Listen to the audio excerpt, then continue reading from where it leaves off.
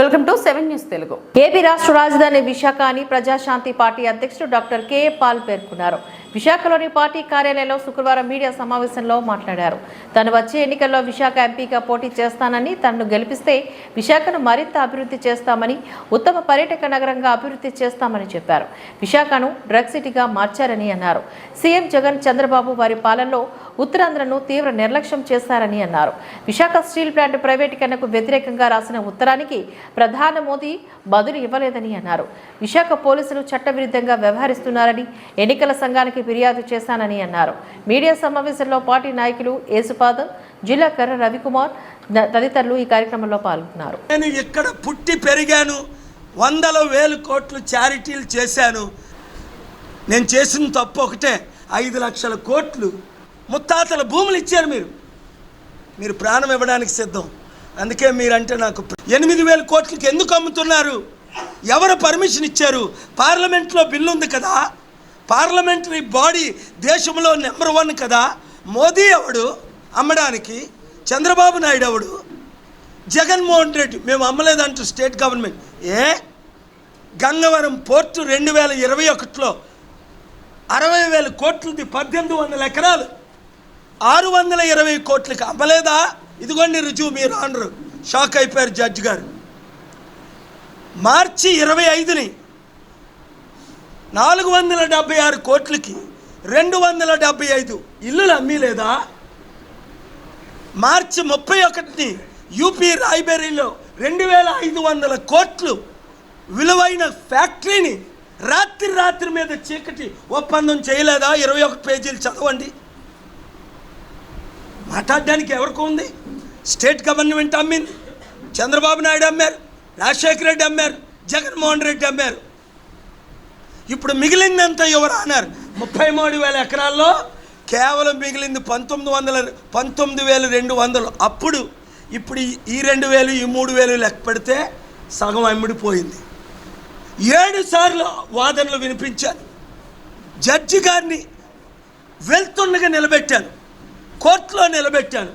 ఇది మనది సార్, ఇది మాది సార్, అయితే మీకేం కావాలని. నాకు 1 ఇంచు ల్యాండ్ వద్దు. వారు వింటుండగా, అప్పారావు అందరూ వింటుండగా, భాస్కరాలు టీం ఉంటుండే, ఇది నిర్వాసితుల భూములు.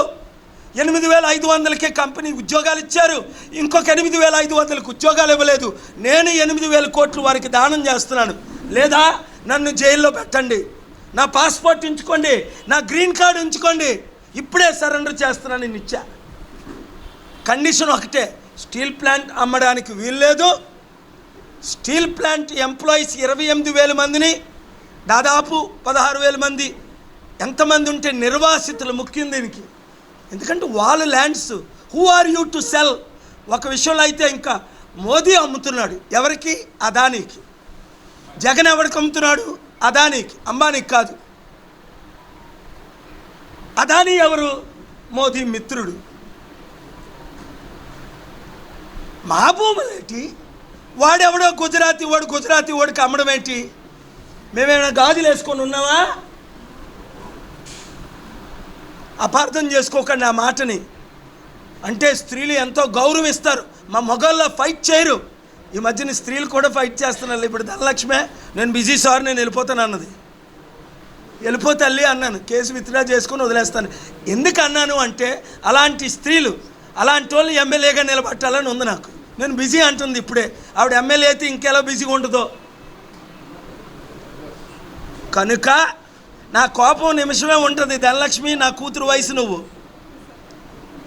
38 సంవత్సరాలు, నా ప్రేమ సంవత్సరం ఉంటుంది. మీకు 7 పాయింట్లు నేను మీడియాలో రిలీజ్ చేస్తున్నాను. 7 రీజన్స్కి ఇప్పుడు చెప్తాను.